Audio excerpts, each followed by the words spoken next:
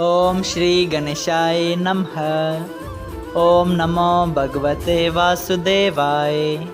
हरे कृष्णा कृष्ण कृष्णा हरे हरे, हरे राम राम राम हरे हरे।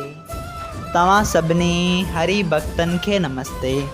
प्यारा भक्तों, ही कथा पाण गुरु कृपा से हासिल करे रहा आयूं। श्री गणपति सरस्वती जो दरे ध्यान करियां थो मां भागवत महापुराण जो बयान, जंहिंमें व्यासदेव ऐं श्री सुखदेव जी कयो आहे श्री कृष्ण लीला जो गुणगान। सभई चओ जय भागवतम महापुराण। प्यारा भक्तों, कल कथा में पाण श्रीमद् भागवत महापुराण साहिब जे नाए स्कंद जे 24 अध्याय जे बे भाग में माता कुंतीअ जे पुत्र कर्ण जी कथा ॿुधी ऐं तंहिं बाद ॿियनि 5 पांडवनि जी कथा ॿुधी ऐं उन खां पोइ श्री सुखदेव जी महाराज राजा परीक्षित खे द्रुपदीअ सां शादी करण जो सॼो अहिवाल ॿुधाइनि था। जंहिं ते जॾहिं 5 पांडवनि चयो त असां माता जी आज्ञा सां द्रुपदीअ सां शादी कंदासीं, तॾहिं राजा द्रुपद वञी गुरु वेदव्यास खां पुछियो त ही कहिड़ी ॻाल्हि आहे भला। हाणे तव्हां ही ॿुधायो त मुंहिंजी कन्या कंहिंजी स्त्री थियणु घुरिजे। सभई चओ जय श्री कृष्णा। अॼु पाण श्रीमद् भागवत महापुराण साहिब जे नाए स्कंद जे 24 अध्याय जो 3 भाग शुरू करे रहिया आहियूं। श्री सुखदेव जी महाराज ॿुधाइनि था, व्यास जी द्रुपद खे अकेलो वठी वञी चयो, ए राजा, मां तोखे तुंहिंजी कन्या द्रुपदीअ जे पूर्व जन्म जी कथा ॿुधायां थो, सा ॿुध। हिकिड़े दफ़े देवताउनि छा ॾिठो त हिकिड़ो कंवल जो गुल तमामु चङो गंगा जीअ में लुरंदो वञे थो। तॾहिं इंद्र चयो त मां वञी थो ॾिसां त उहो गुल किथां आयो आहे। जॾहिं इंद्र उन गुल जो हाल मालूम करण लाइ जितां गंगा जी जो पाणी निकितो थे उते पहुतो, तॾहिं छा ॾिसे त हिकिड़ी स्त्री तमामु सुंदर उते बीठी थी रोए ऐं उन जा लुड़क गंगा जीअ में पवण सां गुल थी पवनि था। इहो हाल ॾिसी इंद्र अजब में पइजी वियो ऐं उन स्त्रीअ खां पुछणु लॻो, तूं केरु आहीं? इहो ॿुधी हुन छोकिरीअ चयो त मां हिकिड़ी हंधि हलां थी, तूं बि मूं सां हल त तोखे मुंहिंजो हाल मालूम थिए। ईअं चई इहा स्त्री अॻिते हली। तॾहिं इंद्र बि हिन सां हिकिड़े जबल ते चढ़ियो। उते वञी ही ॾिठो त हिकिड़ो पुरुष ऐं स्त्री तमामु सुंदर ऐं तेजवान रतन जड़ियल सिंघासन ते वेठा पाण में कुझु खेल खेॾनि। जॾहिं उन पुरुष इंद्र खे ॾिसी संदसि को आदर भाव न कयो, तॾहिं इंद्र अभिमान सां मन में चयो, मां सभिनी देवताउनि जो राजा थी हिते आयो आहियां ऐं हिन मुंहिंजो को बि आदर सत्कार न कयो।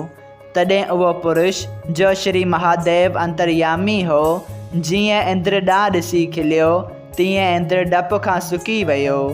इहा दशा उन जी ॾिसी श्री महादेव जी चयो त ए इंद्र, तूं अहिड़ी प्रतिज्ञा कर त वरी अभिमान न कंदे, तॾहिं तुंहिंजा प्राण बचंदा। जॾहिं इंद्र उन जे डप खां इहा प्रतिज्ञा कई, तॾहिं श्री महादेव जी सिंघासन तां लही इंद्र खे पाण सां वठी जबल जी गार में वियो। उते अची इंद्र छा ॾिठो त 4 पुरुष ॿिया बि इंद्र जी सूरत सां वेठा आहिनि। तॾहिं इंद्र उन्हनि खे ॾिसी डिॼी वियो ऐं जिते बीठो हो उते ई हैरान थी बीह रहियो। जॾहिं श्री महादेव अंतर्यामी इंद्र खे चयो, ए इंद्र, जीअं तो अभिमान विचां हेठि कयो हो तीअं हिननि चईं बि हेठि कयो हो, जंहिं करे हिन गार में गिरफ़्तार थिया आहिनि। हाणे मां श्री नारायण जीअ खां घुरां थो त तूं उन्हनि चईं समेत संसार में वञी जनम वठ। श्री महादेव जी जे वातां इहो श्राप ॿुधी पंज ही इंद्र संदसि चरणनि ते किरी विर्लाप करण लॻा। तॾहिं श्री महादेव जी चयो, ए इंद्र, घबरायो न। तव्हां संसार में जनम वठी चङा कम कंदा ऐं ॾाढा बलवान थींदा। तव्हांजे हथां केतिरा ई सूरवीर लड़ाईअ में मरंदा। संसार में तव्हांजो नामाचार थींदो। इहो ॿुधी उन्हनि पंजनि ई इंद्रनि श्री महादेव जी खे वेनती कई त हे महाप्रभु, तव्हांजी आज्ञा मूजिबि असांजो जनम संसार में ज़रूरु थींदो, पर हाणे तव्हां अहिड़ी कृपा करियो जीअं देवताउनि जे बिज मां आदमीअ जो शरीर पायूं। तॾहिं श्री महादेव जी चयो त चङो, ईअं ई थींदो। तंहिं करे उहे पंज ई इंद्र धर्मराज, पवनदेव, इंद्र देवता ऐं अश्वनी कुमार देवताउनि जे बिज मां युधिष्ठिर, भीमसेन, अर्जुन, नकुल ऐं सहदेव पंज पांडव थी पैदा थिया। ऐं जंहिं स्त्रीअ सां इंद्र जबल ते वियो हो, तंहिं माया रूपी स्त्रीअ खे श्री महादेव जी चयो, तूं बि मनुष्य जे तन में पैदा थी वञी उन्हनि पंजनि जी स्त्री थी। सो ए राजा द्रुपद, उन छोकिरे इहा कथा ॿुधाए भॻवान वेद व्यास चवणु लॻो, हे राजा द्रुपद, उन छोकिरी द्रुपदी नाले सां अची तो वटि जनमु वरितो आहे ऐं उन्हनि पंजनि इंद्रनि राजा पांडुअ जे घर में जनमु वरितो आहे। तंहिं करे तूं उन ॻाल्हि जी का बि चिंता पंहिंजे मन में न कर। इहा ॻाल्हि ॿुधी राजा द्रुपद जी चिंता ऐं दुख दूर थियो। कंहिं रखेश्वर वरी हिन तरह लिखियो त जॾहिं द्रुपदी श्री महादेव जी जो तप कयो हो, तॾहिं श्री महादेव जी प्रसन्न थी उन खां पुछियो, तोखे छा घुरिजे? तॾहिं द्रुपदी 5 दफ़ा पंहिंजे वात मां चयो त पति पति पति पति पति। तंहिं करे श्री महादेव जी उनखे इहो वरदान ॾिनो त तूं 5 आदमियुनि जी स्त्री थींदीअं। इहो ॿुधी द्रुपदी चयो त हे महाराज, मां 5 आदमियुनि जी स्त्री थियण वास्ते तव्हांजो तप कोन कयो हो। तव्हां अहिड़ो वरदान मूंखे कीअं ॾिनो? तॾहिं श्री महादेव जी चयसि, तो 5 दफ़ा पंहिंजे वात मां पति पति चई पुकारियो, तॾहिं मां तुंहिंजे ई घुरण मूजिबि तोखे 5 पति ॾिना। जेकॾहिं तूं रुॻो 1 दफ़ो पति घुरी हा त मां तोखे हिकिड़ो ई पति ॾियां हा। 5 पति ॾियण जी कहिड़ी ज़रूरत पई हुई? हाणे जेका ॻाल्हि मुंहिंजे वात मां निकिती आहे सा त पूरी थी नथी सघे, पर तूं धीरज रख। तुंहिंजा 5 पति पाण में कोन विरंदा। तुंहिंजे नसीब में हरी इच्छा सां ईअं ई लिखियलु हो। कंहिं महापुरुष वरी हीअं चयो आहे त हिकिड़े गांइ रस्ते तां वेही पए त उनखे ॾिसी 5 डांड कामदेव जे वस थी उन जे पुठियां पेई डोड़िया। उन वक़्तु द्रुपदी इहा हालत ॾिसी खिलण लॻी।